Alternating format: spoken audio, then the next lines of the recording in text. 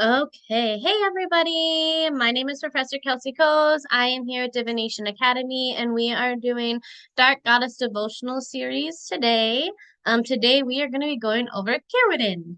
Um, I may not be pronouncing it 100% right. I've heard it a couple different ways. Also, most of my study is through reading, so please, if I'm saying it wrong, bear with me. I apologize, but that's the best way that my tongue can wrap my head around it. So a little bit of housekeeping here first. So if this is your first time with DiviNation Academy, thank you so much for being here with us. We really appreciate it. DiviNation Academy is we are a pagan academy that believes that all knowledge should be accessible and free to all. We have a lot of amazing classes that you can get access to, a lot of amazing professors within the pagan community and authors and things like that. So we today, like I said, Dark Goddess Devotionals is what we're doing. How you can get in contact with us, the best way is going to be through our Facebook page. If you send us a message there saying that you want to enroll in our academy as a student, if you aren't already one, an admin will reach out to you and help you get enrolled. When you do enroll, you get access to our private Facebook community, you get access to our chats, and you get access to like more access on the website, like student pages, certification programs, private apprenticeships, things like that. That's all on the website there that I just threw into the chat there for you. And then the other resource that we have for you is going to be our YouTube page. That's where all of our classes end up getting posted. We have over 100 on there right now and a bunch more that are waiting to get posted, so just keep an eye out. We have tons of different topics from lots of different professors, so definitely go check us out there. And then, oh yeah, with our website, make sure to go look there for any like study guides or resources or bibliographies. Like there's tons of resources on there that professors put on that page for you. Don't forget to go and look. Some resources are even like professors literally like Xeroxing copies of like books, and you have access to full books for free on there that way. Just like take a look at everything that we have on there because there's a ton of resources for there on you. Okay, so outside the Divination Academy, the other little housekeeping I always like to do, if you've been at class with me before, you'll hear it again. I always like to do a little disclaimer about who I am. Again, I'm Professor Kalsee. I'm a newer professor here with the Academy. I absolutely love teaching you guys. I love doing things for you. I do this series, and then I also do a series on kind of a modge podge of a bunch of stuff. It's more of like magic and witchcraft basics and pagan basics and religions and things like that. I also do the full and new moon rituals and our Sabbath rituals. I have been a solitary practitioner for about 15 plus years. I pull from pretty much every religion in the world. I pull from multiple different pantheons. I have studied under many different masters, including like shamanism, witchcraft, magic, pagan religions, archaeology, anthropology, things like that. I've done a lot of study on my own. Like I said, I'm a solitary practitioner. My magic is very cleansing and purifying. I've been told to warn people now, because it can be a lot at first. So I do a lot of very purifying things with your energy when you're with me. If you do get overwhelmed, please make sure to ground yourself, drink water, and then if you do work with crystals, some that work really well with me, I'm personally very attached to lapis lazuli, so that'll help you ground with my energy. Also black tourmaline for protection. Um, Other than that, my magic's very ritualistic, very folky, and I just love teaching you guys. So thank you for being here with me. I also am a gray practitioner, so that's why I'm teaching dark goddesses specifically because that comes from a different path. That comes from more of the dark path, like people call it. The disclaimer I always put in front of every one of these classes, I want to make sure everybody's coming to this goddess that I'm introducing today with absolute reverence and respect. We aren't coming to her as a negative entity. We aren't coming to her as some like dark evil entity. When it comes to dark versus light, I simply look at it as energies. I don't look at it as good versus bad, evil versus right, things like that. So please come to them, like I said, come to them with reverence and respect and come to them from that space. Okay, so before we get going, are there any questions, any comments? Anybody want to tell me anything that they already know about Cerridwen? If not, I will go right in.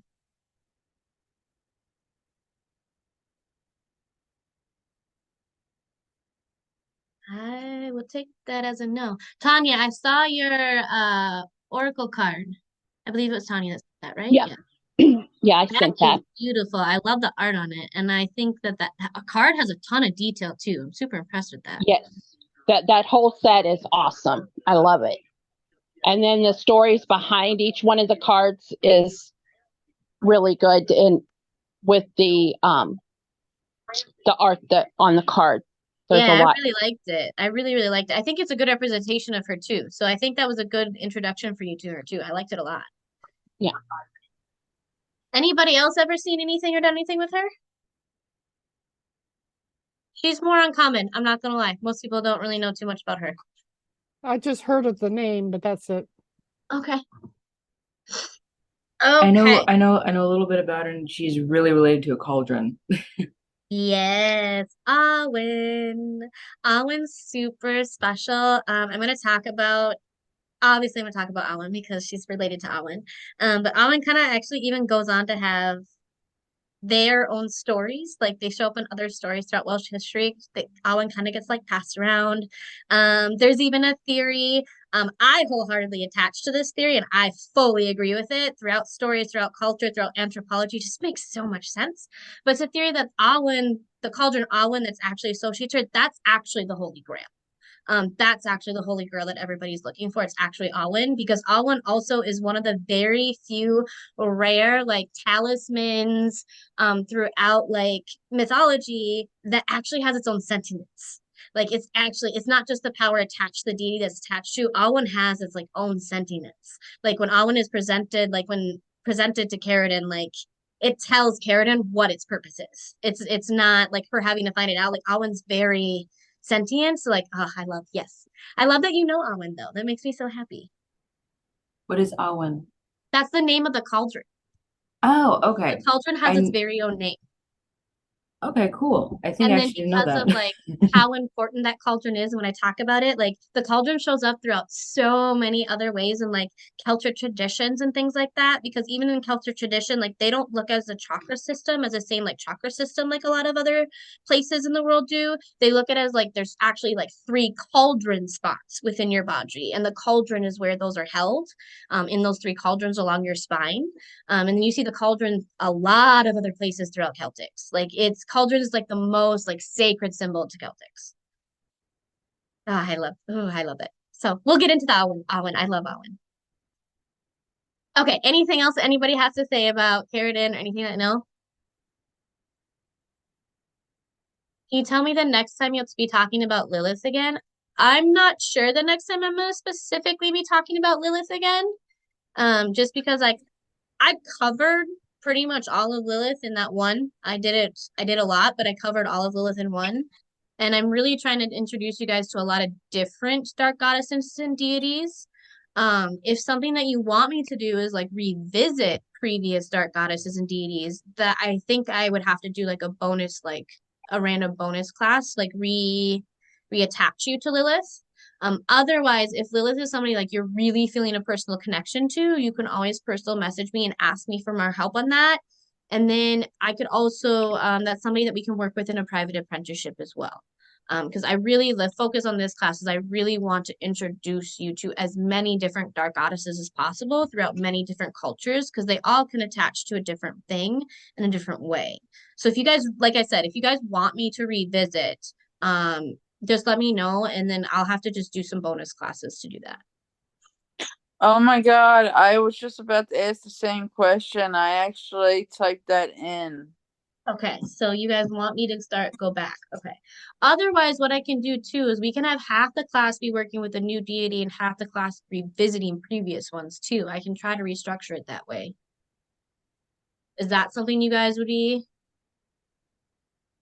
I'm interested in? okay with that as long as everybody else is, because I apologize. I thought this was about Lilith again, but I'm fine learning about other uh goddesses and so forth. So if everybody else is cool with that, I'd be very happy with that.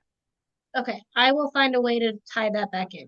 I kind of think that doing one class on one dark goddess is enough. Otherwise, it's going to get confusing. So I get that, But the whole point of this is that there are hundreds of dark goddesses to work with, and every single one is going to try to you in a different way.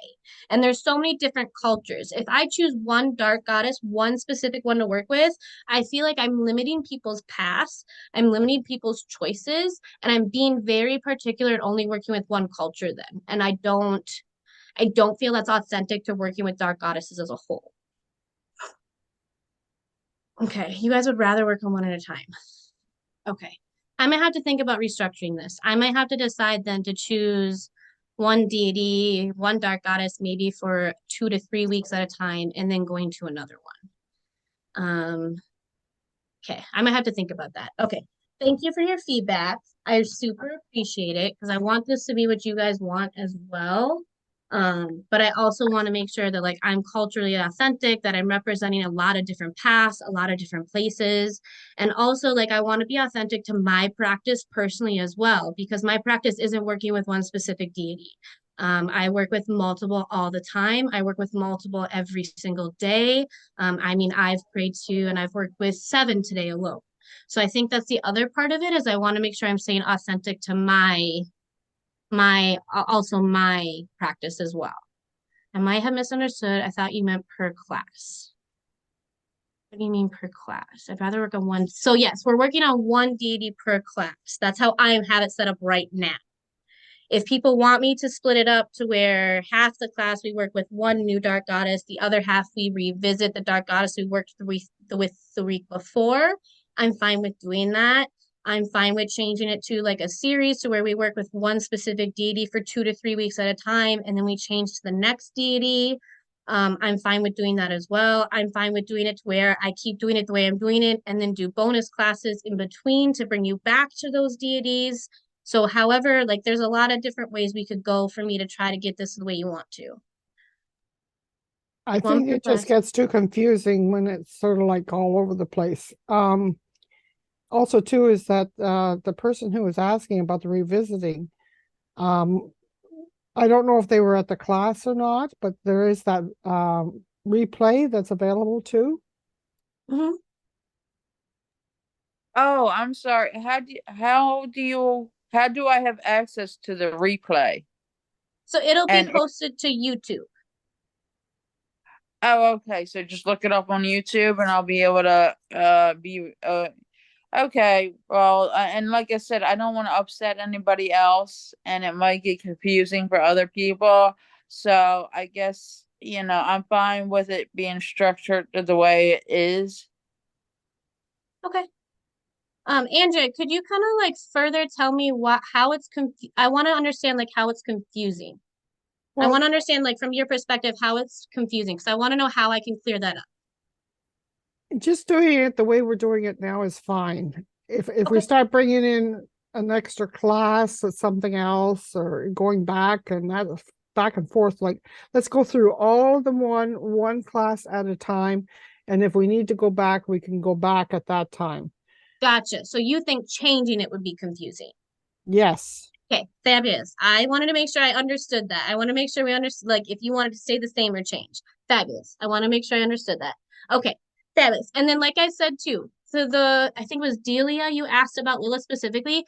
I am always available for you guys to reach out to me. Like, I literally sleep like 3 hours a day if I sleep in a day. So I'm literally always available. You can always reach out to me and I can help you work with that deity specifically. And you can reach out to me about doing private apprenticeships as well, because I'm going to let people work with what specific deities they want to work with in their private apprenticeships. That's going to be very focused on who you want to focus on. So that's another option for you too, so that you can get more access to her. Does that help? Thanks. Yes, it does very much. Thank you. You are super welcome. Can you post your email address, please? Yeah, I have no problem doing that. Thank you so much. I'm so sorry to confuse everybody or make any waves. No, you're fine. I want to make sure this is structured the way everybody would like it to be, so you're fine. You are totally And fine. and I certainly don't mind learning about other goddesses. Awesome. I love it. Thank you so much. You are super welcome. So we're gonna get going on Cerridwen now. So she is awesome. I absolutely love her. I'll give you in the study guide, I detailed wrote out her myth and history. I will give you a rundown on it. One thing that I super love about her, and I want to make this really intentional, and it's very unique about her. She started as human. She was simply just human, and she became a goddess. She became a deity. There aren't very many stories like that. It's very far and in between. So, like, that's a reason why I absolutely loved her, and I wanted to bring her up as like one of my more first ones that I brought, because that connection of she understands what it's like to be human. Like, she gets that connection that some deities really don't have the ability to grasp. And she understands what it's like and what your unlimited potential is to become as a human. She understands what that is to fully have this desire, this dream, this build, to build up this mastery to get to this point to become divinity. So that's one thing, like the first thing, like I super love to make sure and point out about her is like she started as human. She was considered like one of the most actually the most powerful. They call her a sorceress. That's what she's written as. That's what she's stated as. Now we would call her a witch. She would be what we're aspiring to be. Like she would be like she walks the paths that we walked. Like that was her life. Like she was a sorceress. She became the most powerful sorceress in Wales. Um, and she had a lot of duties. She had a lot of different duties that she was doing. She was helping within different kingdoms. She was helping with a lot of her magic was also very her own. She had her own herbs. She had her own way that she did things. She found her path. She did things her way. She was also married to a giant. They had two children. They lived on the edge of Boulder Lake. Their first child, their one child, they had a daughter and a son. The daughter was like the most beautiful, like the most beautiful young woman you could ever see. Like just so beautiful. Like everybody wanted her. Like she was the epitome of every mother would have. And her son, well, to say that he was unattractive is to put it nicely. That's how it's all kind of written. Like he's very more like ogreish and like not living up to the family's potential. He didn't have the same magic abilities. He didn't have the same intellect level. He was grotesque. People didn't want to be around him. She didn't want to be around him. Like it really, really bothered her how ugly he was. Like it really, really bothered her. And so when it came to like her story and things like that, what she wanted to do is somehow we don't know how because it's been lost to history because of many different things of people conquering and destroying and Christianity coming in. And one of the first things they did is they tried to destroy every like ounce of religion that was there previously. So we lost this chunk of history. So we don't know how she became into possession of it, but she got in possession of Alwyn. She somehow gets in possession of Alwyn, this magical cauldron that is literally said to hold the entire knowledge of the cosmic universe in it. Like everything for cosmic knowledge, magic, everything is in there. The knowledge of all sources, like everything is inside of here. It's also said like because of that knowledge being in there, you put things in there that are dead, you take them out, they will be alive. Like that is how powerful Alwyn is. It is said that when Alwyn was presented to her, she spoke of how Alwyn told her what Alwyn's powers were. Alwyn told her what Alwyn could do. And so like we don't know how exactly she got Alwyn, but she got Alwyn, and we're not sure if that's exactly what caused her to rise to divinity, but after we see her with Alwyn, that's when she's now referred to as a goddess. That's not when she's referred to as divinity. That's when we see like her change in history and change in writing at that point.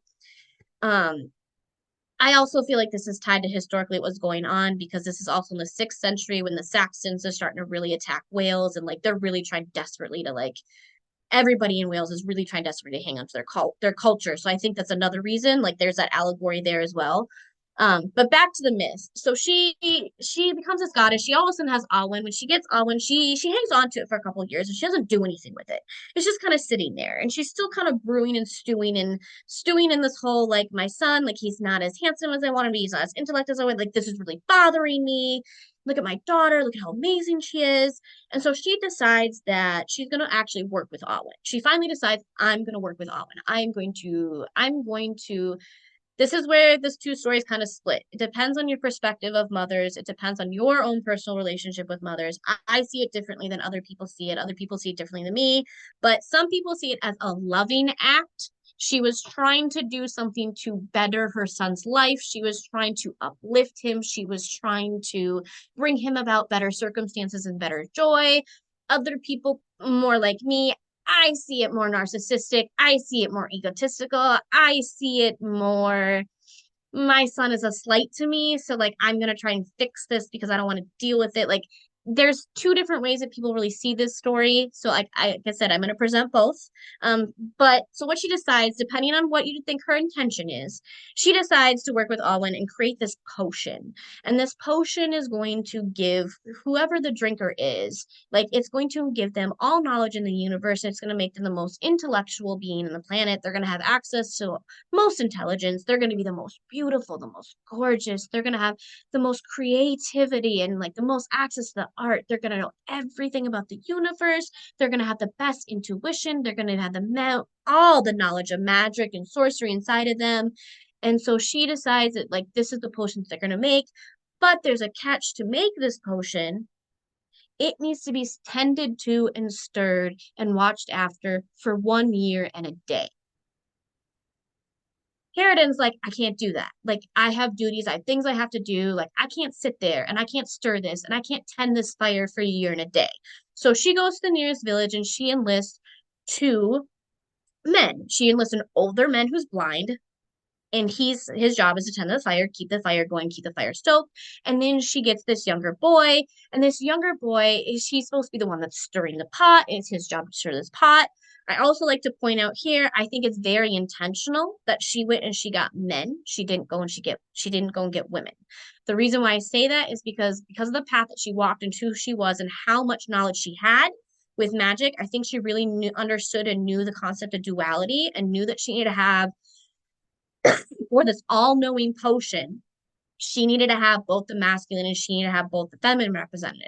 That cauldron's the womb of the universe. It's the womb of where all the cosmic knowledge is. Like that's feminine energy. So of course you need that masculine energy for the action of stirring that potion, for the action of the intention, and you need that man there stoking that fire. So I also like to point that out in this story. I think it's beautiful. It's amazing that that intention was there. I don't think it was an accident at all. I think it was very, very intentional that she picked 2 men to do that. A lot of other stories you see, most deities that are goddesses, most of their people that work around them, they're women, they're females. So I think I love that about her, and I love that she like knows that with that potion. So she gets them. They agree to do this. They're doing this. She goes on, for the year and a day is doing her duties, whatever. We don't really hear much in the story about what she's doing or what they're doing during this year and the day thing. And then it gets to the last day. This is where the story gets really interesting. This is where the story gets fun. This is where some different interpretations can come. This is where, depending on your perception, your life experience, where she might call to you differently, and you may hear the story a little bit differently and have a little bit of a different take on it. So, give me 1 second, guys.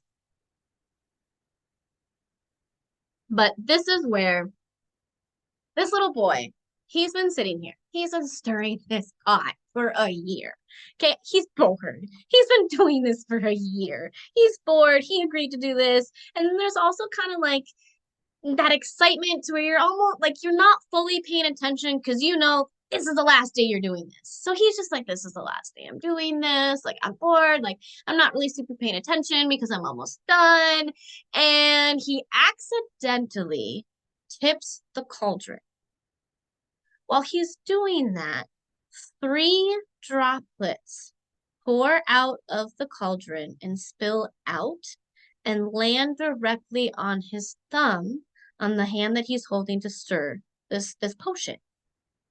Without even thinking and just out of instinct, he licks those 3 drops of that potion off of his thumb. In doing so, he has now just done something that is going to piss Cerridwen off to no end.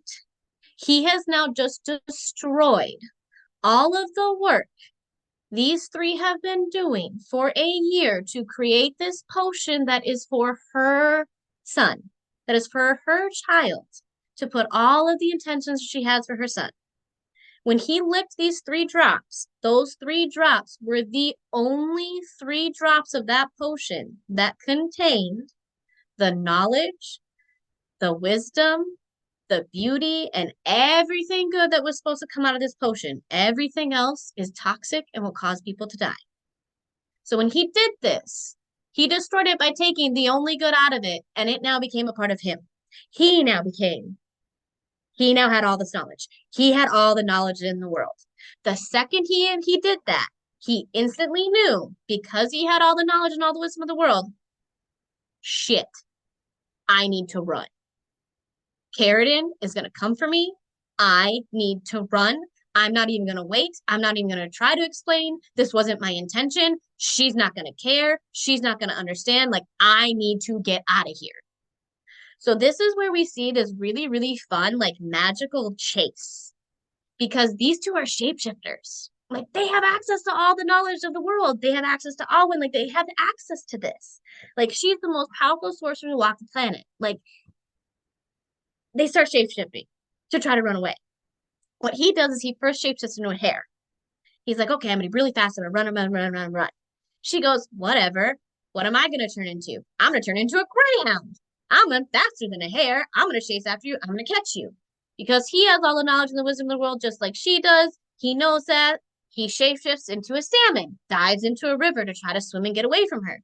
She goes, whatever. What eats salmon?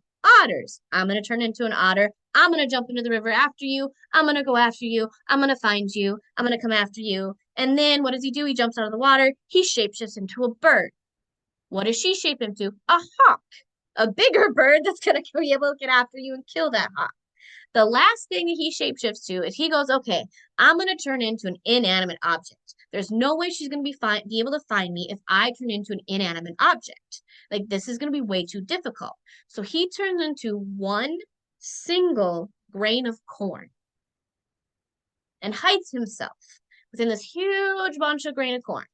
Not gonna lie, it does take her a little bit to find him, but she uses her magic power.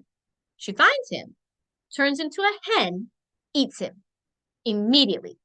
Finds him immediately, no hesitation, eats him. He dies. Here's the trick.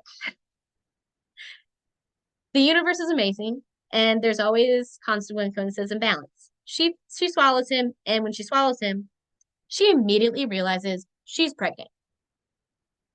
So she's now pregnant with the same child that she just spent chasing around after he destroyed all of their hard work and took over everything she intended for her son. So as soon as she realizes she's pregnant, she's like, there's no way in hell I can keep this child. This isn't going to happen. I'm not doing this. I'm not going to be a part of this. I don't want this. I don't want to be around this. I don't want to be around this child. I want to notate, though, never, ever, ever, ever once does she consider killing him while she's pregnant. That's never something that crosses her mind because she understands her worth. She knows how much she's worth, and there's no way she's going to try to even risk her safety or risk, like, sacrificing herself to kill him while she's pregnant. But, like, she knows this entire 9 months, she's sitting there stewing this entire 9 months, like, I'm not keeping him. Like, I cannot be around this child. And then, so it's like, she, like, concocts this whole plan that she's going to kill him when he's born. And then he's born. And she looks down at this child. And this child is literally, like, the most beautiful child. The most beautiful baby she's ever seen. And she's looking at him and she's like, there's no way I can kill this child. How could I have ever thought of killing this child? But I cannot keep this child. I will not keep this child that I spent so long trying to punish. So then she hatches this plan. In a couple different stories, it's presented a little bit differently. One is more like a boat and like a cradle. Another is like a leather pouch. But whichever one, she puts him in this thing, this leather pouch. She releases him into the sea, and she just lets him go. Parallels to Moses drawing here in Christianity? Yes. I'm going to point that out. This is where you also kind of get some of that crossover where you see this story before it shows up in Christianity. This is one spot. So she releases this baby out to sea, and then there is an Irish king that comes across him. When this Irish king comes across him, this king is known for having, like, absolutely terrible luck. He's got a lot of enemies. He's got a lot of debt. Like, he's just, like, not very favored. And he's just like, I don't want anything to do with this kid. At first he thought, okay, I'm just gonna let this kid keep going out in the sea, whatever. And then he sits there and he thinks about it for a second. He goes, well, it's not the kid's fault. And it shouldn't have to die and starve in the ocean. I'll at least just take the kid in and I'll bring it back to the castle. Well, while they're on the boat, he's looking down at this baby, and this baby speaks to him in full words, reciting poetry, and reveals to him, I am Talisman. I am the bard of prophecy, and I will help you rule and conquer, and I will be by your side forever. Well, this child, Talisman, actually ends up in Welsh history as a historical person. He is their most famous bard to date, their most famous oracle, their most famous professor.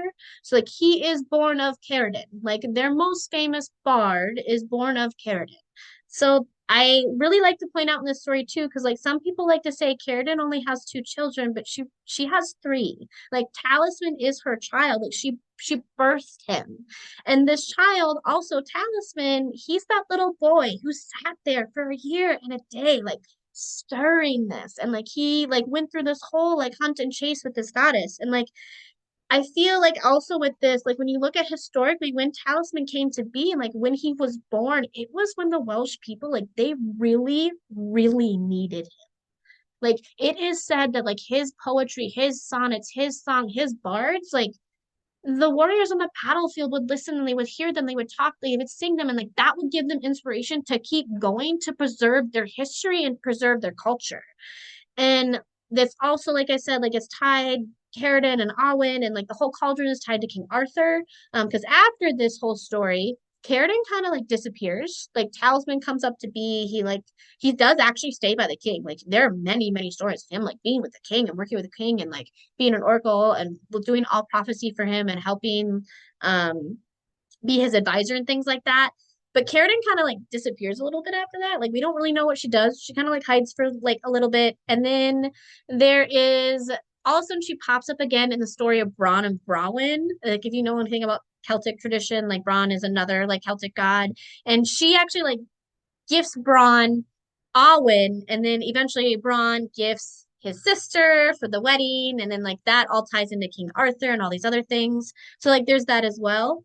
Um, and yeah, so that's really her myth and her mythology. That's really her myth and her story. That's really where she gets tied in. She doesn't, like I said, she doesn't really pop up much after that. Like, and again, we have lost a lot of history, especially in that area. Because when it comes to her, like Celtic, it really refers to like it's Ireland, it's Wales, it's Britannia, like it's that whole region that she is really around and about. And so she does pop up.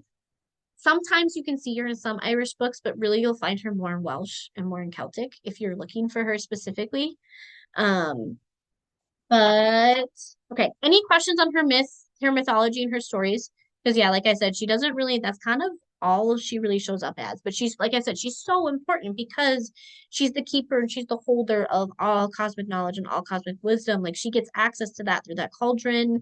And like I said, she rises as a human all the way up to divinity. And that's not seen very often. That doesn't happen very often throughout many cultures. And let alone to be seen as a woman. Oh, and then another reason as well, I'm going to go over her correspondence and stuff a little bit more. I just wanted to get her mythology and her story out of the way. Um, but another reason kind of why she's a dark goddess, just because she's attached to the cauldron, and the cauldron is attached to all wisdom and all cosmic knowledge, that's considered dark for one, and is considered dark knowledge because a lot of people feel like nobody should have access to all the wisdom of the world, and that covers all paths, the left-hand path, like all of that. And then the other reason why is because having access to the cauldron, all that knowledge, she's seen as a deity of the underworld. She's seen as tied to the underworld because she has access and knowledge to that through the cauldron. So that's another reason why she's considered a dark goddess specifically.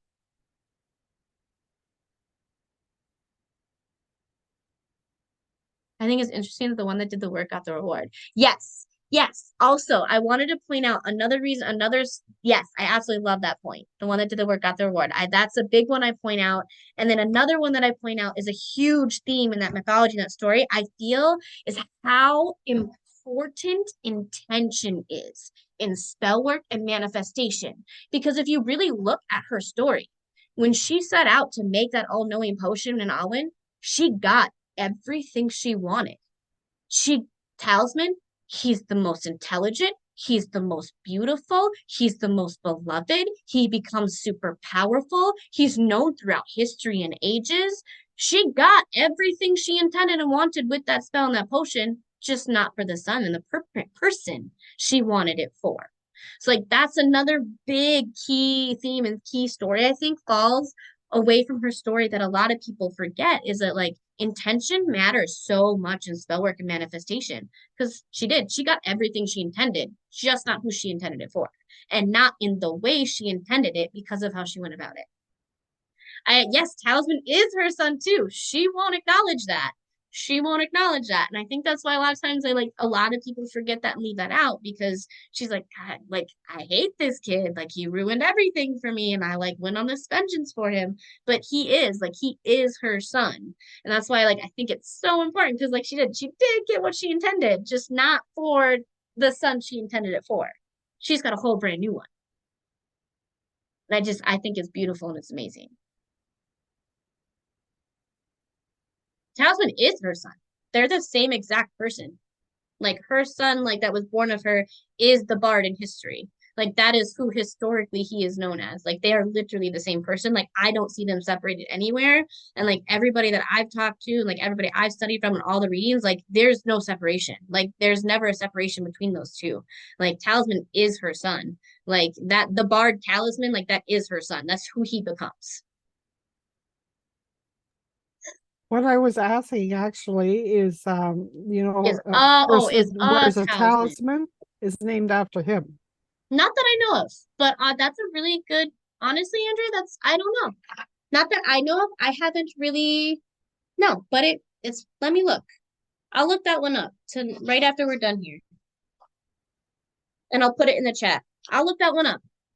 I don't know if I've ever really looked to see where that name comes from, but it wouldn't surprise me if it did, just because of, nah, I feel like it would be older than him though. I feel like Talisman's gonna be way older than he is because Talisman the Bard and Cerridwen, like they only pop up in the 6th century. So I feel like Talisman's gotta be older than that. I'm gonna look it up though, actually. I'm really curious about this now, and now I want to know this. Thank you, Andrea. You just gave me my new knowledge of the day. I'm gonna hunt down. You're welcome. Every day I try to learn new things. There's my new thing. I'll put it in the chat as soon as I find out the answer too. Okay, let me double check the chat. Okay. Any other questions on her mythology or anything like when it comes down to breaking down like what it represents in her story? Like there's so much symbolism throughout her too. It's nuts. And like I said too, just remember like she's gonna present to you in different ways. Just because she presents to me as a mother who's manipulative doesn't mean she's going to present to you as that way. She may come off very loving in what she did. And that's totally fine. That's also why I represent the different versions and the different stories and different interpretations because it will represent differently to different people. Because of the way my relationship with my mother is, it presents very differently to me. To me, I can kind of see it as both, but because of that loving aspect, I kind of feel like she should also be like a goddess that you are called to say like you're adopted and you don't know who your birth parents are. She could help you find them in some way or something, even though she didn't want Talisman, she still was trying to give him the best life that she could by sending him away because she was still filled with hatred for him. You want to know what I mean? So yeah, that's beautiful. I love it.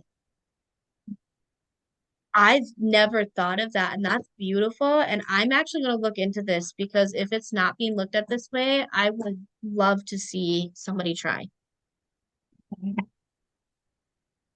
I'm so sorry if I cut you off too. I'm so sorry, honey. Oh no, you're good. I was done. I was more rambling, trying to figure out how to end.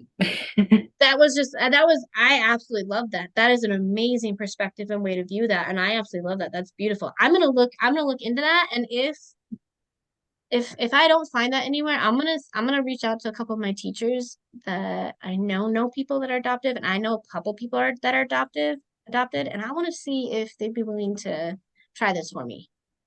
Okay. Okay. You guys are giving me a lot today.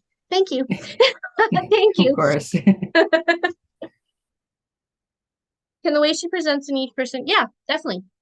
That's the beauty of duality. It can present that way. I would definitely see it presenting as both ways. I could definitely see it as being presented as both ways.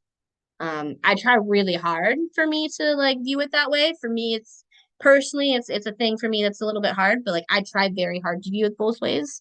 But yes, you can see it both ways. If that's something that's a concept that you could really sit in duality in, absolutely. And I encourage you to view it that way.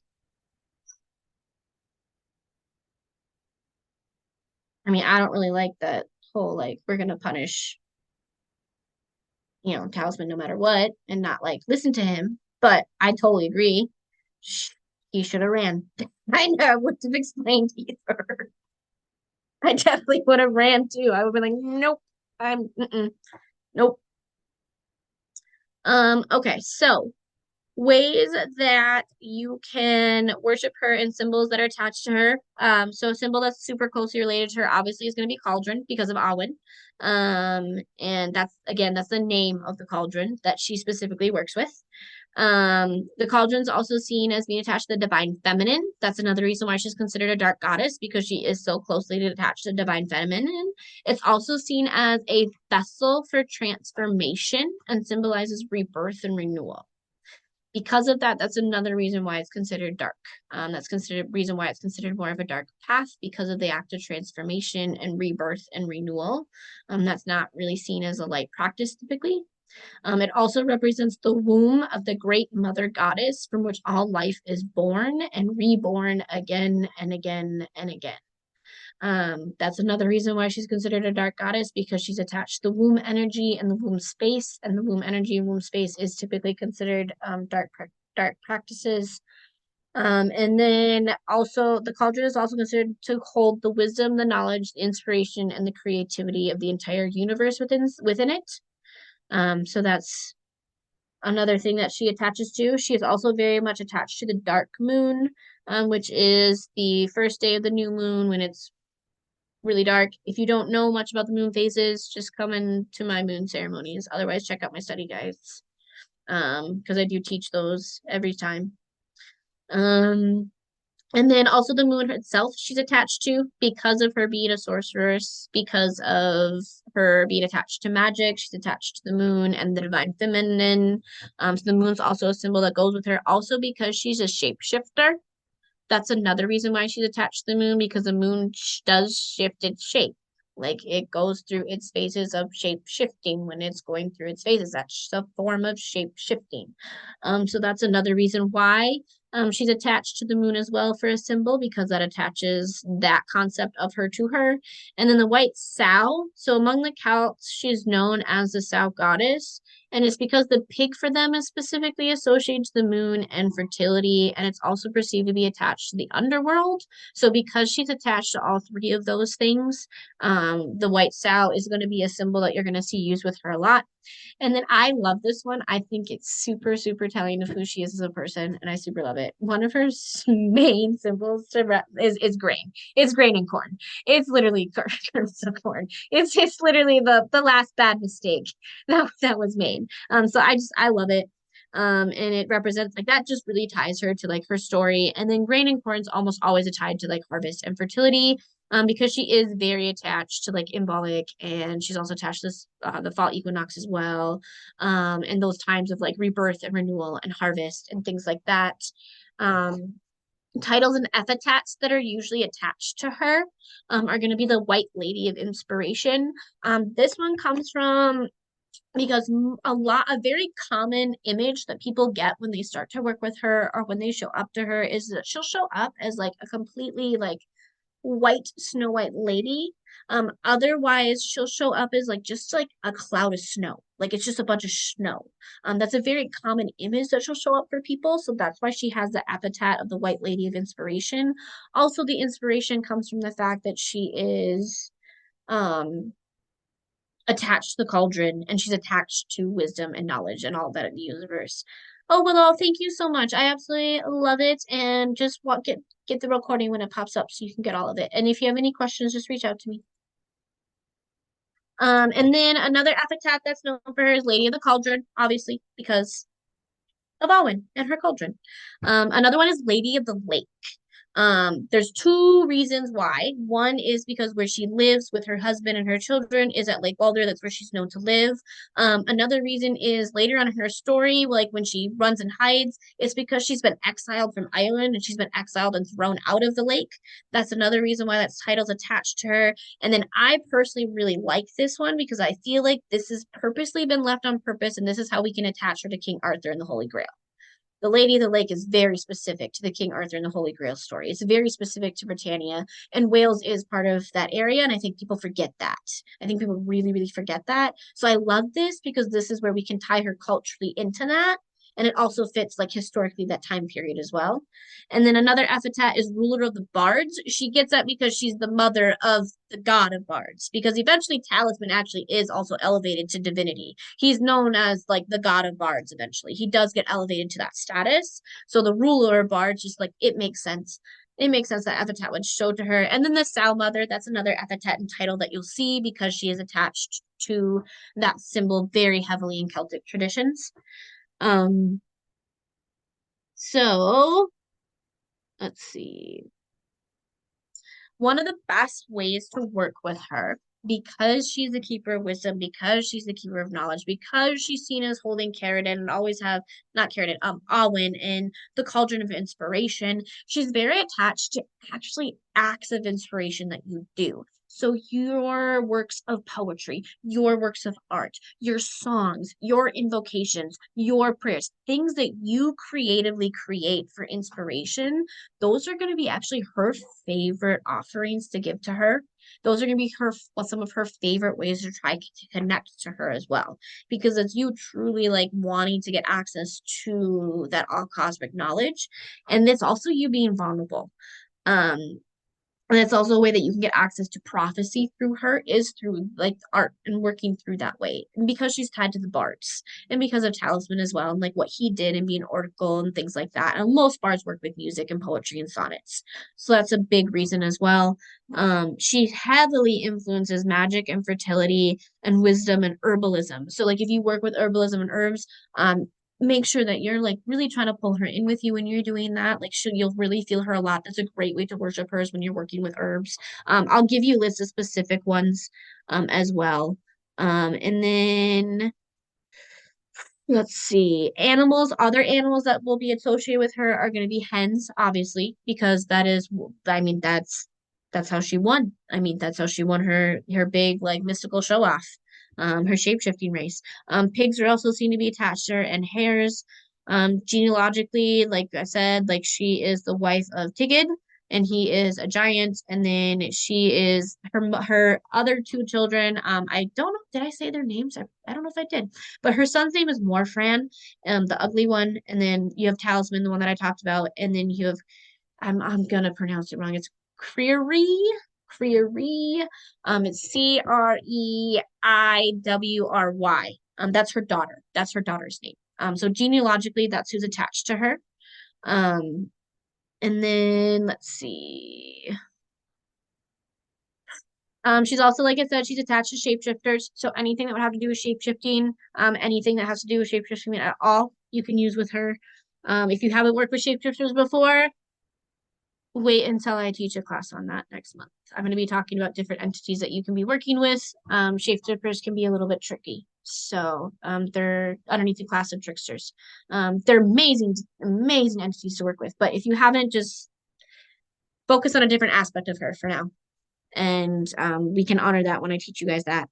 Other offerings that you can give her are going to be acorns, anything that's going to be festival and tied to like your fall harvest. So anything that's attached to that, like I said, grains, things like that. She's really attached to the elements of earth and water. So you can have both of those elements present for her, which I think is very unique, because most deities, like it's one element. You really can't tie them to more than one, but hers you can tie to two. The biggest reason why is unlike, actually, I think she's the only one I think she's the only deity, the only goddess that I see who's represented within a triple goddess that can be represented as more than one. And she is seen as the mother and the crone energy. So that's also why those two elements are there. Because any other one that you see represented with a triple goddess, like they don't typically, like they don't have the ability to encompass more than one of those archetype energies. They're paired with two others alongside them. She is the only one that can do more than one. So that is another thing as well. If you want to connect to her at all, like doing that mother archetype work, doing the crone archetype work. She's very prone to work with people that are in that transitional point in their life where they're on the verge of becoming crone. They're getting to that point in their life, but there's still like that mother energy, that creative energy, that need to create still there. So she's very good with that transitional period in life and like those two archetypes. Other ways that you can attach to her are going to be tree for trees you can go oak and rowan and willow. In the Celtic tradition, they do focus very heavy on trees. So if you have the ability to attach them, try to pull one of those three in there because it is very, very important to them. And then herbs are going to be honeysuckle and vervain. Those are two herbs that are very attached to her as well. But like I said, she's very attached to herbalism as a whole. So when you're working with herbalism as a whole, that is a deity that you can pull in and bring in with you. And then let's see, other ways to worship her. Like I said, it's going to be like you writing poetry, doing things like that. Any type of cauldron magic. If you don't know what cauldron magic is, I may need to teach a class on that. But simmer pots. Simmer pots will qualify as cauldron magic. So if you've done simmer pots before and worked with simmer pots and having those in your homes, that's a type of cauldron magic. You can do cauldron magic for any type of like alchemic potion making. I do that. I do pockets. Anytime you work with oils and it's more like a pocketary like that, that's also kind of cauldron magic. A lot of kitchen magic, you typically end up using your cauldron. You end up using your pots for that. That can be considered underneath cauldron magic. Other things that so you can scribe. You can also scribe with cauldron magic. A lot of time, I think one of the invocations I have in here actually requires you to do that. It actually requires you to be stirring within your cauldron and waiting to see what's going to show up while you're stirring and how Cerridwen's going to show up in there for you. Because Cerridwen will appear to you within there. She will appear to you within your cauldron while you're stirring and working on scrying. So that is something that you can do with her as well as forms of worship. I do have a recipe in here of specific incense that's tied to her. There aren't very many deities where that comes up. She has a specific recipe that's tied to her. I would take a look at that. If you can't find it, I do have it in there, like how you can make that. You can use other incense. I typically, for any deity, sandalwood's a good one that you can always use for invoking. And then Naga Champa is another one that I use that's always good for invoking. But this one, like I put this in here. If you've been to my classes, you haven't seen something like this before. I don't typically do that, but she's one of the few deities that I've come across in cultures where they do have their own specific incense recipe. So if you choose to do that, take a look at that.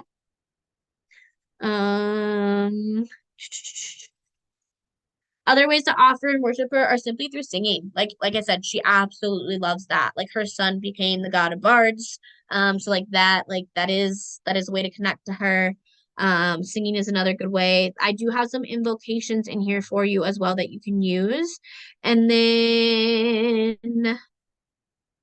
there is one prayer in here. Where is it that I put in here? It's a very specific. So the Cerridwen invocation that I have in there.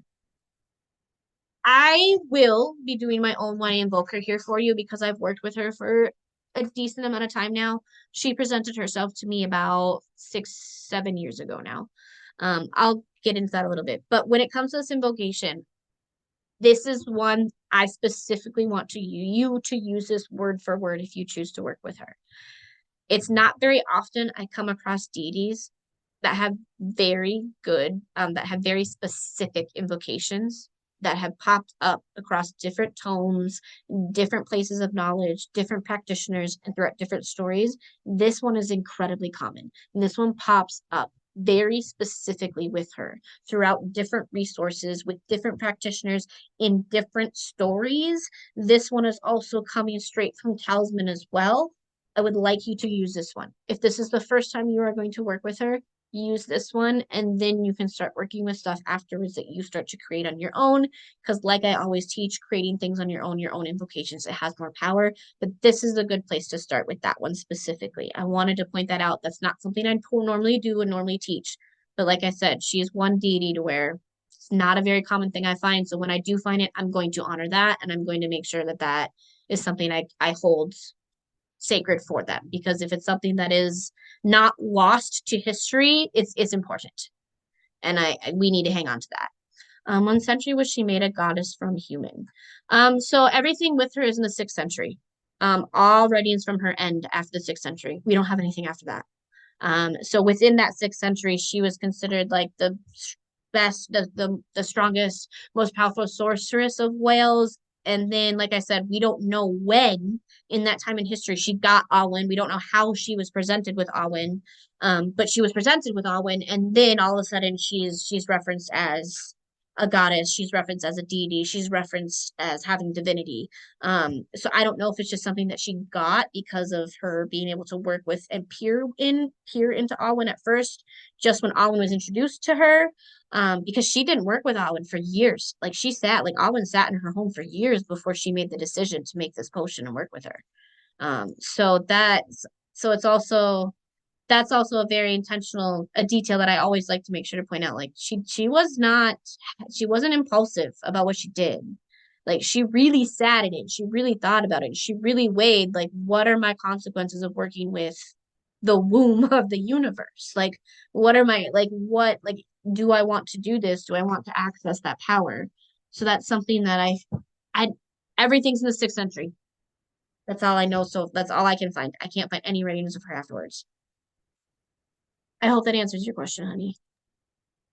It does. May I ask one more? Yes. Uh, what you're calling her a sorceress? Is there a specific reason why, like, she's a sorceress instead of a witch or warlock or wizard or something? Why specifically that term, or just? I don't know. I don't know Okay. why she's specifically that term. I just use that term because that's how she's specifically written in history as, is they specifically name her a sorceress and not a witch. Okay. Thank you. That's the reason why I keep using that word instead of witch. I think it's just because of culturally, that's the word that was being used in that area at that time. That's highly possible of why, because like culturally and region wise, that's what makes sense. But I don't ever see her anywhere referenced as a witch. She's always referenced specifically as a sorceress. I don't know, personally, I kind of like that word a little bit more. I don't know why. I think for me, like the sorceress almost has a darker connotation to it. It almost has a walking both paths and duality connotation to it, whereas witch to me just, I don't know, seems more light and love and more, but they both have negative connotations throughout history. So, and both have been vilified throughout history. Both have been targeted. Both have been, I don't know why. I can see if I can try to find more details on that, but I haven't. I have a question. Go for it. Is there any crystals that are tied to Cerridwen? Oh, did I not put that in? Maybe I missed it. I might have missed it too. That's highly possible. Let me look. Let me make sure there are. I just want to make sure I put them in the study guide for you guys too. Did I forget that? That's so not common for me. Okay. Moonstone. Because of her attachment to magic and sorcery and the moon, that's a super awesome one to use with her. Selenite's another good one to use with her because of her attachment to the moon as well. Also black tourmaline because of the protection and because of how she's attached to magic.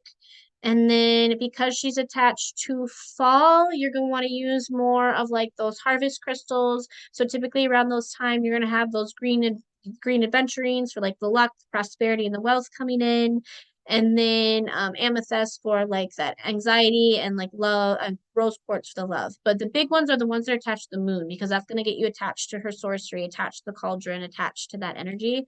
So the moonstone, the selenite, You could even use blood moonstone, I'd say too. I would say that one would also work very well with her. Okay, thank you. You're welcome. Anything else that I missed? Or any questions that anybody has?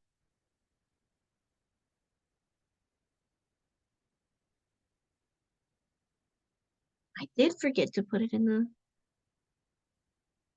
Okay, I'm gonna have to add a page to the study guide after this.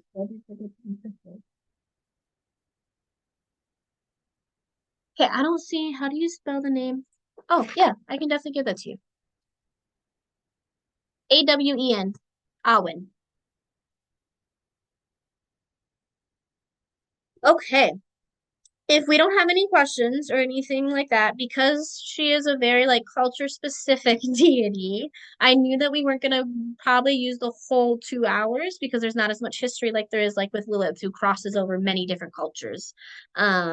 Because her like I said, she really doesn't. The only other places that you kind of see her crossover is you see the inspiration for the story of Moses and Exodus coming from, her story of what she did with Talisman, and then you also see the crossover with Alwyn and the Holy Grail and King Arthur and Talisman popping up as well within that time frame, and the Saxons and all of that historically. So that's really the only crossover that you see with her, like culturally throughout other cultures and in other stories. So if you guys don't have any questions, and if you guys don't have anything else that you want to go over, I think now I can probably go ahead and we can do the deity work. I can go ahead and bring her in for you guys to meet.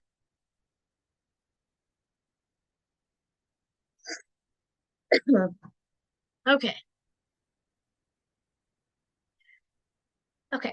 I'm gonna give you guys a few minutes. If you've been in my classes before, you've heard me say it, but it's everybody calls it differently. Drop in, get into a meditative states, enter sacred space, create your energetic container, whatever it is that you use. I use the word energetic container. So if you hear that going forward, that's going to be what I'm talking about. But those are all the different ways that usually people use them. I'm going to give you a few minutes to do that. While I do that, I don't typically do this, but I am going to shut off my camera while I do that because this is a deity that I need a very specific thing I need to do to be able to invoke her. So I'm going to go get that ready and set to go. I needed to do it right beforehand. So I'm going to do that and then I will be back shortly and I will be invoking her for you guys. So go ahead, get into your meditative space, drop in, sacred space, energetic container, whatever it is. It'll be about 2 minutes and I'll be right back.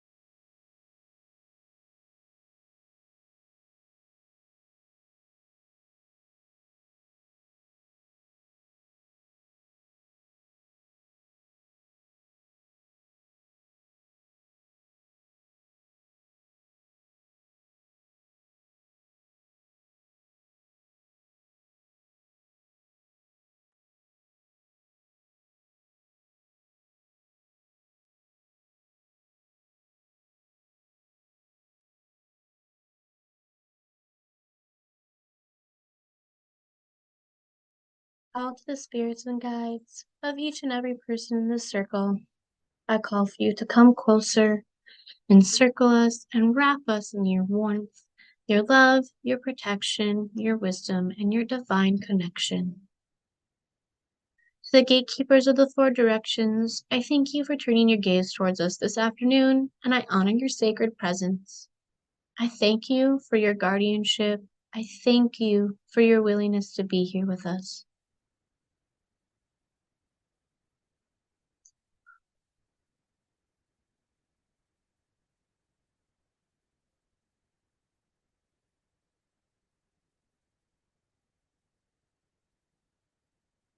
I call to the direction of east, the element of air. I invoke you through the movement in my life, through the exquisite flow of energy. You teach me to move with ease, and you teach me to move from both within and without, and above and below. You teach me I am not bound by my circumstances, my fears, or my failures. I call to the guardians and guardians and gatekeepers of the element of air. May you bless this circle with intellect, imagination, creativity, and grace. May you shift all around us as we learn. May you shift all around us as we meet a new deity here today.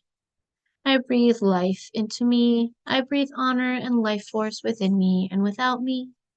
Guardians and gatekeepers of the element of air, I see you. I summon you. And I thank you so very much for holding the Eastern Gateway here today. I call to the direction of south, the element of fire. You are both a candle flame and a wildfire. You're the dry heat on desert winds, on the sacred lands of all of our ancestors. You're wildfires that burned completely untamed, destroying everything in their path to create rebirth, regrowth, and renewal. You teach me fire to kindle my flame within inside so that I can burn bright and burn long. And you remind me that I don't need to be bound by boundaries and rules. I call to you, element fire. As my flames grow and I learn that my power of expansion is unlimited, and I hear and feel fearless. I honor my fire within. You are my courage and my wild spirit. Guardians and gatekeepers of the element of fire, I see you, I summon you, and I thank you so very much for holding the Southern Gateway. I call to the direction of west, the element of water. Please bless this circle with love and cleansing energy. I call to you, element of water, as you are a raging river in the deepest oceans, the quietest of bubbling brooks. I understand that you are oh so gentle, but could also completely crush me. I call to you, the element of water. I understand that I am very much mainly composed of you, and I need you to survive. You are feeding and nourishing, you bathe and you cleanse, and you can also drown and take away life. Teach me, the element of water, to move with the tides and to swim gracefully against the tides. I don't need to fight them. Teach me to not be bound by my desire. I call to you, element of water, to release all things in me through the element of water, through the act of crying and tears, so that I can honor my deepest emotions of both mine and yours.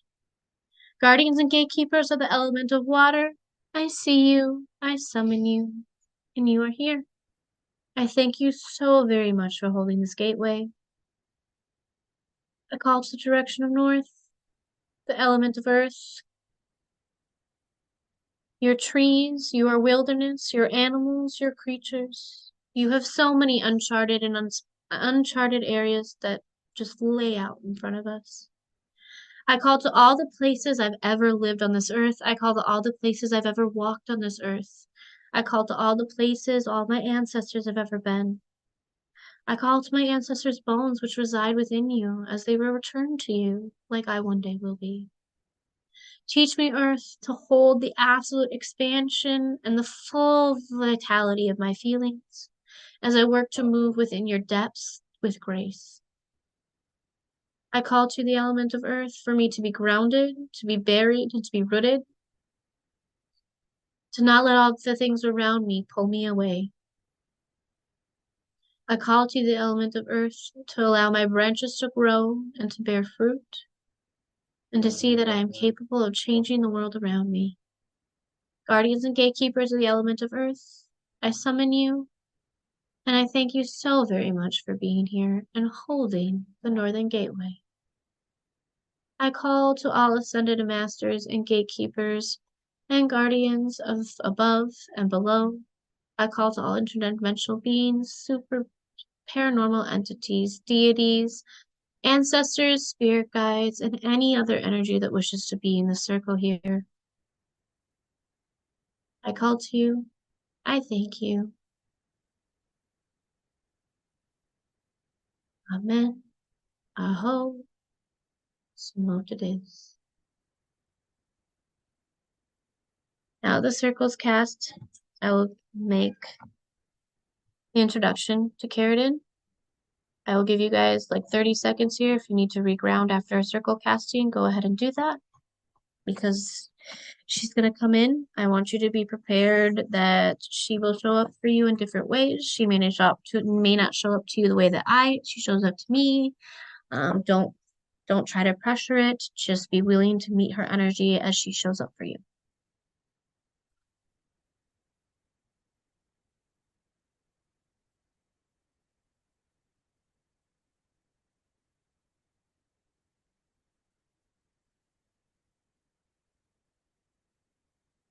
Dear Dark Goddess Cerridwen, I call to you an offering, and I give you an offering of myself. I offer to you myself to be able to show the others your energy and your guides. I offer to you to be able to guide me in the most obvious ways, to show me all the things that no longer serve me and no longer serve the others here with me. I call to you, dear Cerridwen, to guide me to your cauldron, Alwyn. I call to you to show me what is within her depths that I need to see. I call to you to direct me to where my newness awaits. I call you to show me life, rebirth, knowledge, wisdom, inspiration. I call to the keeper of the cauldron. Please deem me worthy. I call to the mother talisman.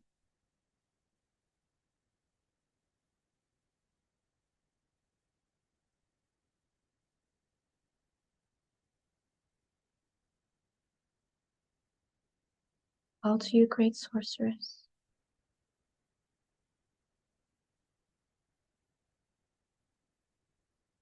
Call to you, dear Cerridwen, Sow Mother, keeper of the cosmic womb. Please hear me and honor my sacrifice of self-knowledge.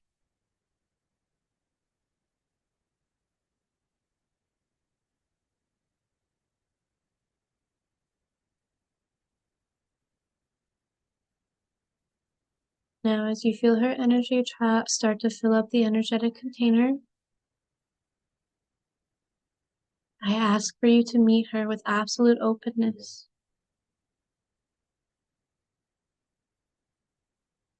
Greet her as the dark goddess she is. Thank her and ask her to be willing to show you Alwyn.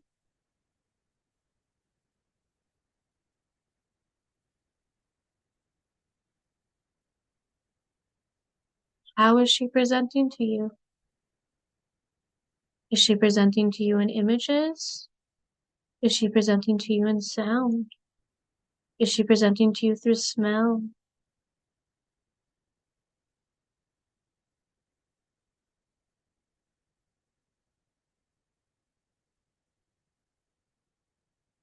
Feel her divine femininity wrap around you. She encompasses the mother energy of caring and creativity, the need for expansion.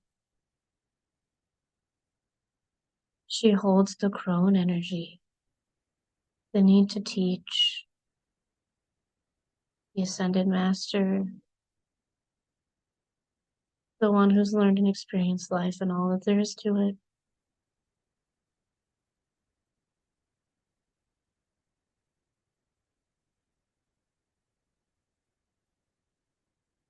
Ask her to show you your absolute full potential. She knows what it means to work. She knows all the capability this human experience has. She knows exactly the potential of what you can become.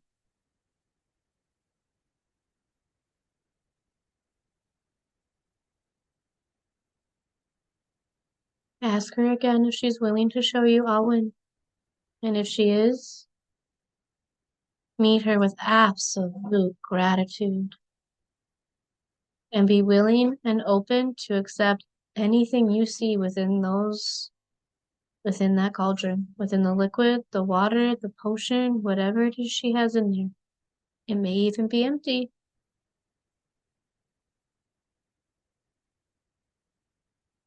This is the womb of the universe she is holding. This is the keeper of all knowledge, all inspiration, all magic. This is the source in her hands.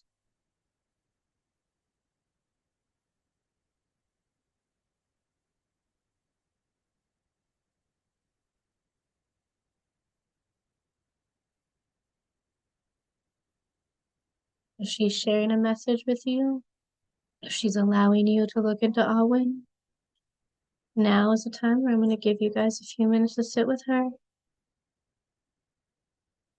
If she's not, that's totally okay. Continue to sit with her, continue to feel her, continue to acknowledge her.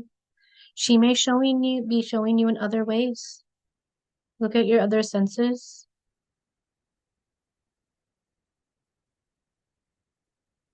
And how does she look for you? She look like the Lady of the Lake?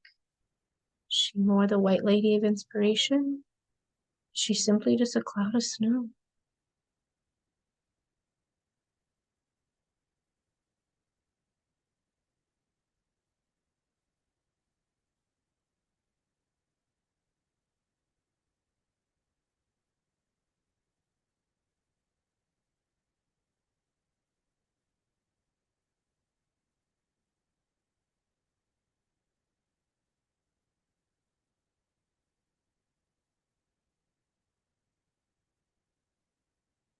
If you're getting access to Alwyn, completely absorb that knowledge.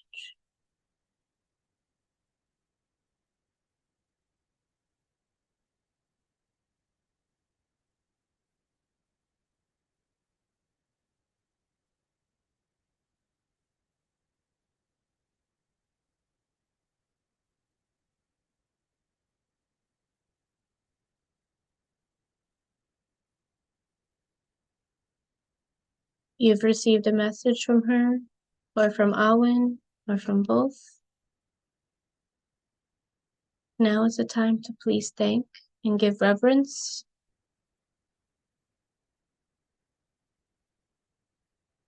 And ask if you'll meet again.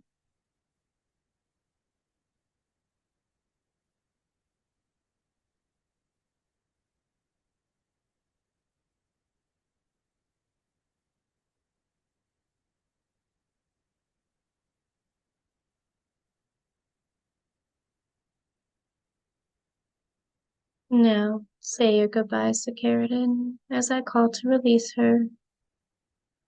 And if you're going to see her again, give her a very warm and welcome see you later. I thank you, Cerridwen, for being here with us today. I thank you for honoring my sacrifice of myself, and I thank you so much for the knowledge that you've bestowed upon others. We are beyond honored and grateful for the access to Alwyn you have allowed and the access to yourself.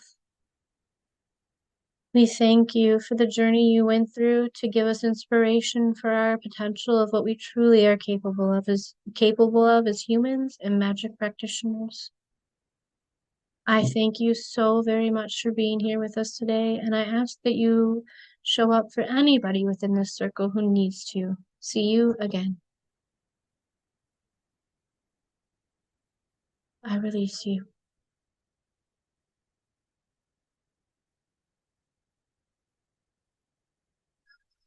I call back the guardians and gatekeepers from above and below, all ascended masters, interdimensional beings, other entities, supernatural and paranormal, angels, ancestors, spirit guides, and all other energies here with us. I call back the direction of the south. I call back the direction of north. I call back the direction of east. And I call back the direction of west. I thank you, guardians and gatekeepers, for being here with us today. I thank you for the elements for being here with us today. I thank you so very much for holding those gates and protecting us. I cannot wait so very much to see you again. Aho, amen, so mote it is. Okay, everybody. Yay, okay, we're back.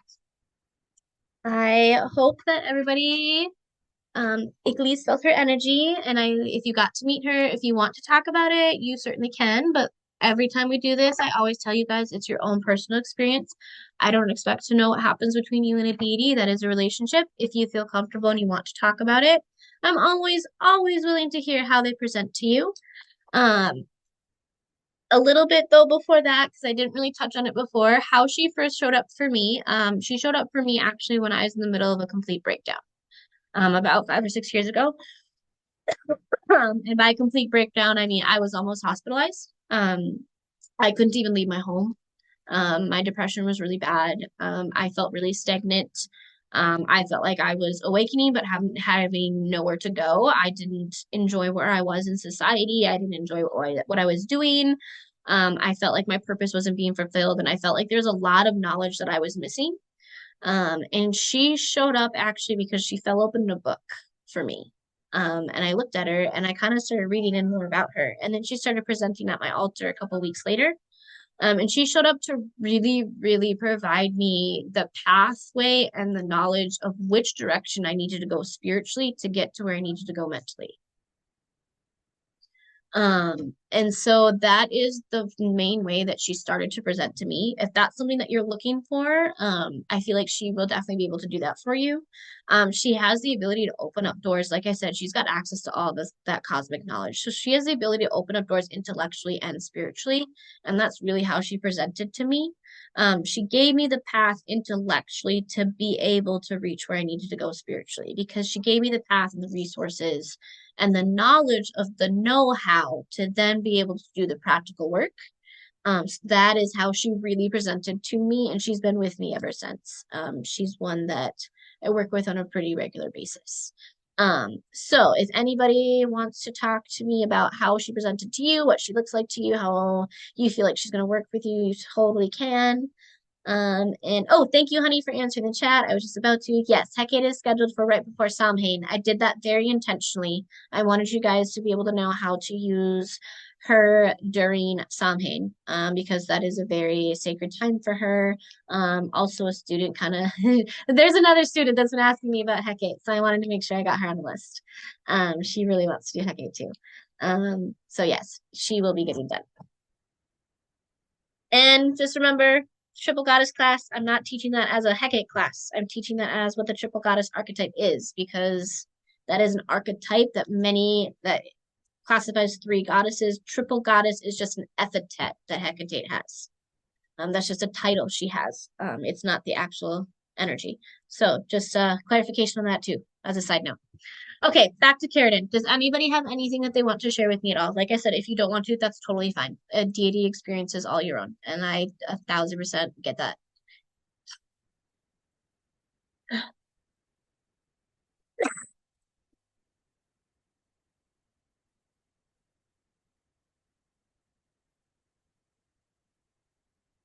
Did she pop up for anybody at all? Even that? Can I get a thumbs up even if she showed up for anybody? Okay, she did. Just telling you she did. Okay. Was anybody able to access Alwyn at all?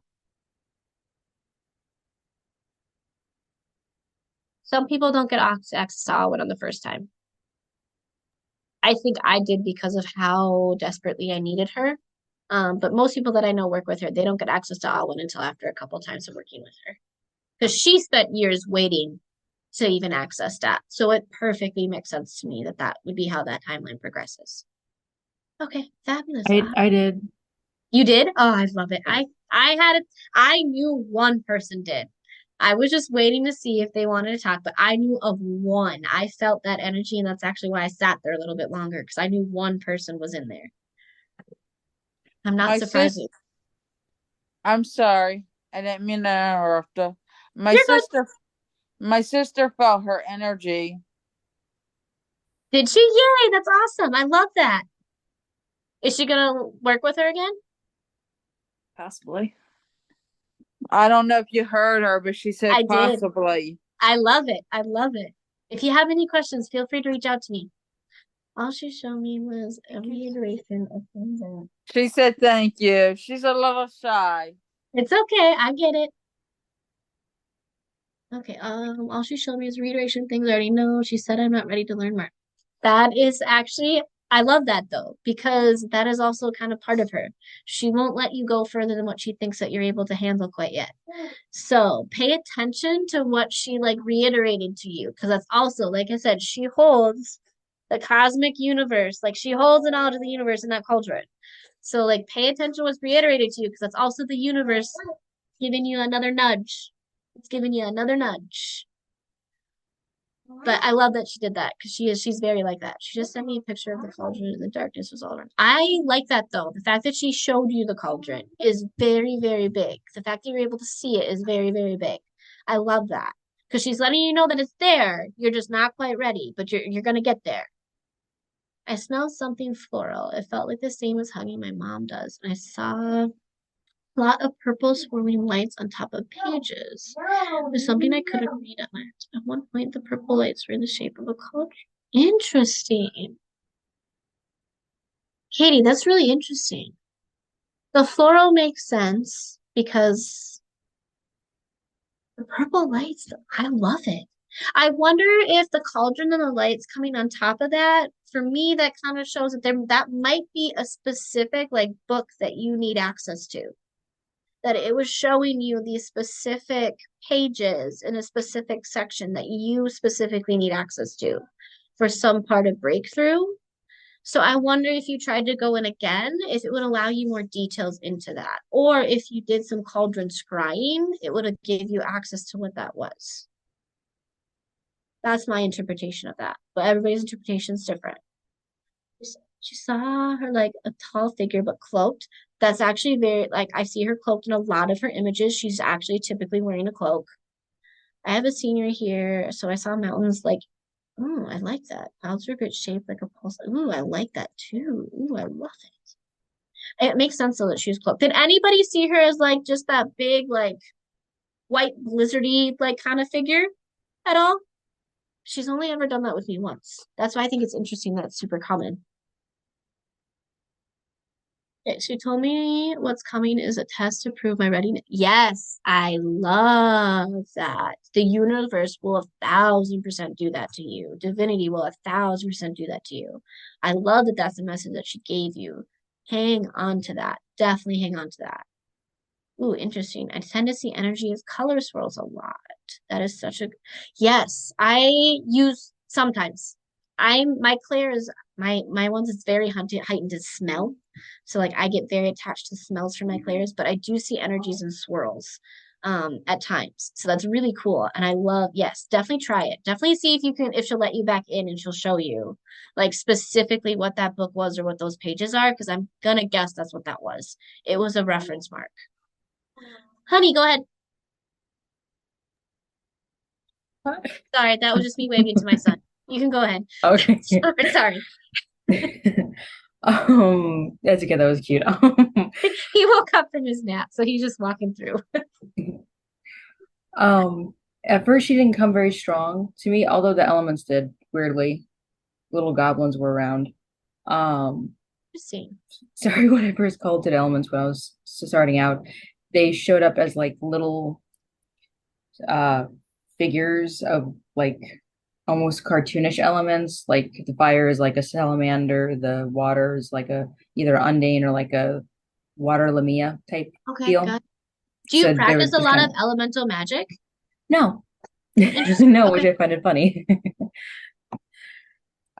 Sorry, anyway, Cerridwen showed up not very strong to me. Like normally I can see them around me, but this time I didn't notice more energy. But she took me to her cottage, I think, because it was like a few hundred yards from a lake. Okay, that makes And when we got and she took me inside, kind of a small place, very homey. She had like a desk and shelves of books, and that's where the cauldron was. She let me touch it on the outside and look inside. There was really nothing in there, just like a little bit of water on the bottom, but nothing in it. And she felt very motherly, like I wanted to hug her. So okay. I totally get what Katie was saying about uh like the floral. It felt like hugging her mom because that's kind of what I felt like. Like I wanted to hug her like she was mom. And she just kind of let me poke around a little bit, and I didn't get to look at the books. I want to look at the books, but I was on a step stool at the cauldron, and she said that everything is important. I like that. She said everything is important. I like that. I like that a lot. I like that a lot. Oh, I love you two always get very strong. Like it's still actually, even though you couldn't like physically see her, you still felt her energy. The fact that she was able to like bring you someplace is still a very strong connection. And you two, Oh, you do typically get very strong ones. yeah, I am. Even I can't surprise myself even sometimes when I do. Have But you I done couldn't work see as a her in. vessel before? No, I don't even know what that would entail other than like being possessed. Interesting. Well, he's not really being possessed. It's a little different. No. A little different. Okay, interesting. You just get it seems very natural for you. It just seems It supernatural for you. it kind of Ah, feels like it is. But yes, it also just I couldn't see her in my space, but when she took me to her place, I could see her. And she was like kind of olden times dress, but she did have like a lighter cape cloak. I read the difference she's between capes and cloaks lately, so I know the difference. But so it's like a cloak, but just lighter material, but it was down where I could see the front of her dress and her head all uncovered and everything. any specific color at all? It's like a brownish tan. Okay. Interesting. I love it. She is typically seen as a cloak. So I think it's really interesting that a lot of you having her popping up with a cloak. I love it. Oh, I love it. Oh, okay. I love it. Thank you so much for sharing that with me. Mhm. Happy to. Anybody else have anything else that they want to share or say?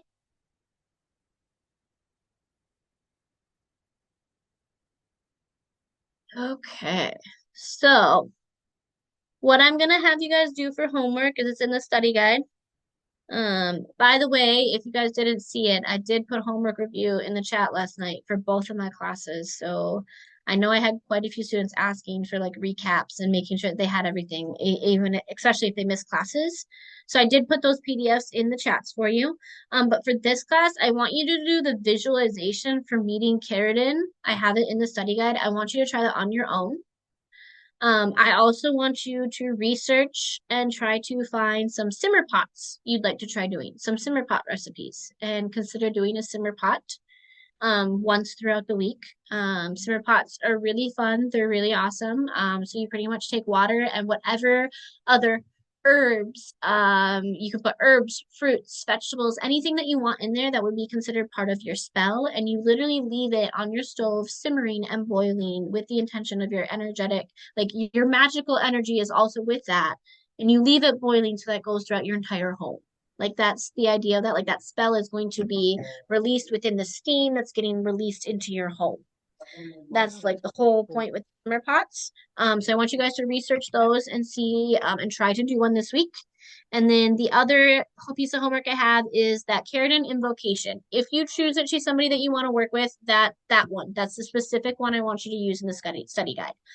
Don't try to copy the one that I did for you guys today, because like I said, I've been working with her for quite a while.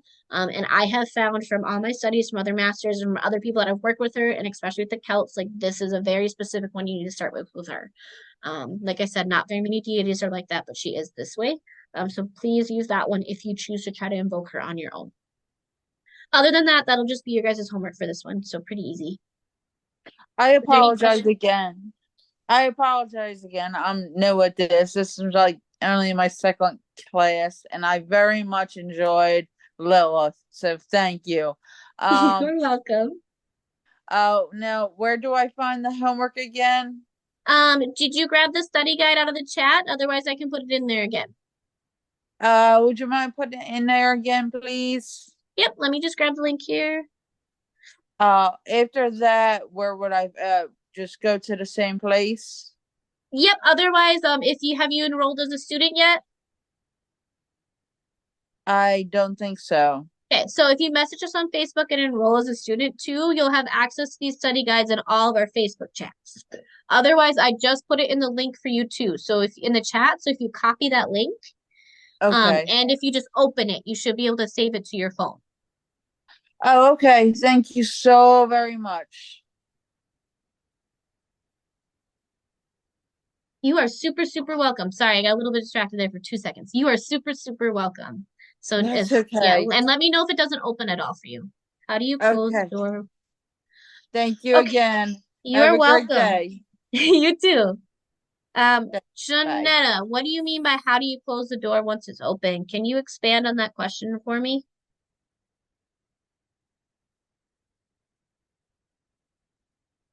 I didn't even know before you gave us the information on simmer pots they could be used in that way. I always just thought they were for making the house smell nice. You're welcome. I love that I can teach you something new. Yeah, they're actually a super magical thing. They're super powerful spell work. Because like if you think about it, like releasing a spell in the form of like an aerosol and a steam to like mix in with the molecules in your air, like it's very potent stuff. Like I love simmer pots for the spell work purpose. I think making the house smell nice is it's just a fun little bonus. Okay. So I don't know if you heard me to expand on that question or not, or if you're just typing. Okay, so I'm gonna assume you mean so like how do you close an invocation after you started? So I believe in the study guide I have the closing in there. So the closing that I have in there for like your visualization and your invocation, typically is ending with an amen, aho, so mote it is. And then if you called in anybody, you always thank them for being there. That's one of the biggest ways to close it. And if you call in any energies, making sure that you thank them and release those specific energies. So at the end, when you heard me like closing my circle, I go through and I make sure that I thank each direction and I release each direction specifically. And I always am giving gratitude when I am closing them and releasing them. And then my final release is always when I get to my amen, aho, so mote it is. And then you are releasing that like magically. It's not just with words, it's also with your magic, it's also with your intention, it's also energetically. It's like a release cord cutting type feeling. Yeah, she sounds like she might have stayed with her a bit longer.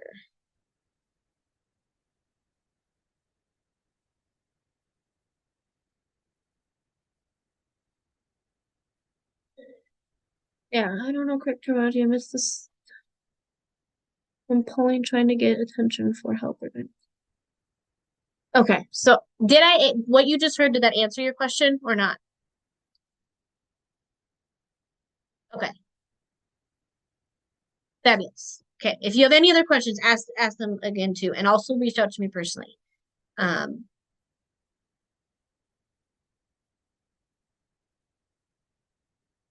but yeah, typically, like I said, like if you use that intention, if you use that, you can, yeah, thank you and amen, and then making sure that you're doing it with, like I said, with your magic, with your intention, with your energy, like you are literally feeling that cut off. Like you are literally feeling that shut off. Depending on who I'm working with, sometimes it feels a little differently. Sometimes it literally feels like the cut. Sometimes it's me literally shutting a door. It just depends on the energy that I'm using for and my intention on how I choose to use my magic in that time. But making sure you're having that connected to your thinking and then releasing with your amen, aho, samote it is, whatever it is that you use based on your path and your religion. Right now, I'm just trying to. So, if you're worried and concerned about blocking and protection, I am teaching a class on that, specifically on protection and warding. Not this week, but it's next week. No, next week is altars, isn't it? I'm gonna look. I'm gonna double check. Let me double check. Let me see.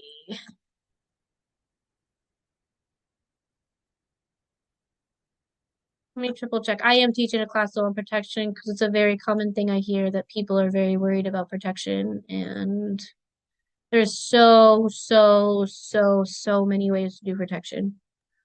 If it helps, on my calendar it says this week is about Akashic Records, next week is about altars, and then November 2nd is protection and warding. I just found that. Thank you so much for helping me. Yes, so November 2nd, I'm teaching that. November 2nd, I'm going to teach on protection and warding and things like that. There's a lot of, but with information to the point I didn't come out. Oh, okay. Since I'm not doing that till November 2nd, if you feel comfortable, can you just reach out to me personally? Can you find me in my PMs on Facebook and I can give you some basic protections that can help you get through until then? Because that kind of sounds like we need to know how to do just a shield even, and we need to know how to ground and things like that. So if you're comfortable doing that, please just reach out to me so I can help you with that, so that you can make it until that class. So I don't want you to keep feeling miserable until November 2nd and feeling like you can't come out of your room. I don't want anybody to feel like that. So yeah, if you're comfortable, please, like I said, find me on Facebook. My name's the same that it is here. If you're not a student, if you are a student, just message me straight from the chat. Otherwise, I had put my email in here before too, and my email, I'll put it in here. Because yeah, that sounds like you need some basic protection, and I can help you with that. That's just a lot to go over right now.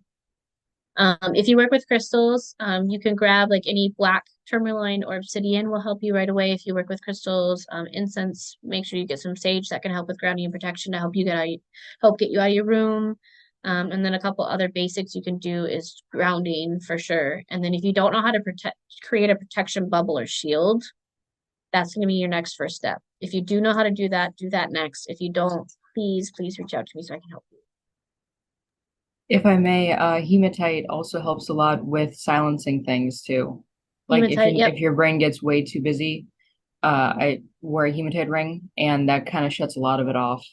Yep, that one helps a lot too. And amethyst for anti-anxiety. Amethyst is huge for anti-anxiety too, so that will help too with that part too. So that's another one to try and grab. And I know not everybody works with crystals or has access to them, but if like that's really like super quick and very good way to get you grounded, help for protection, and then help with those energies.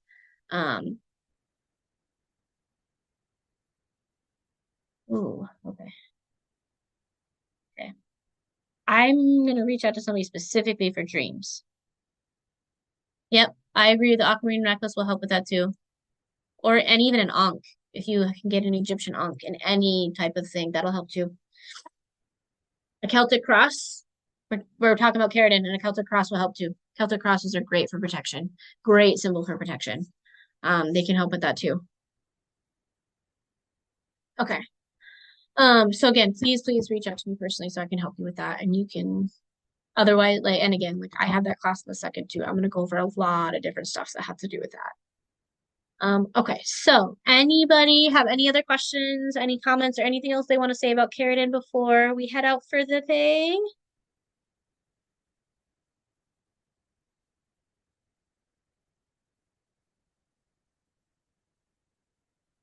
I will take that as a no. Okay, thank you so much for being here with me today, you guys.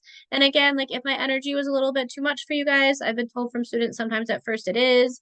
Make sure that you ground, make sure that you drink some water. And again, for me, lapis lazuli really works with my energy really well. So if you have any of those, have those around you. I know Jody like got some because she needed it because of my energy. So yes, again, thank you so much for being here with me. Next week, what am I doing next week? Morrigan. We're doing the Morrigan next week. Next week, that's what we're doing for Dark Goddess Devotional is the Morrigan. So I hope to see you there. Thank you so much, guys. I thank you. Have a good day.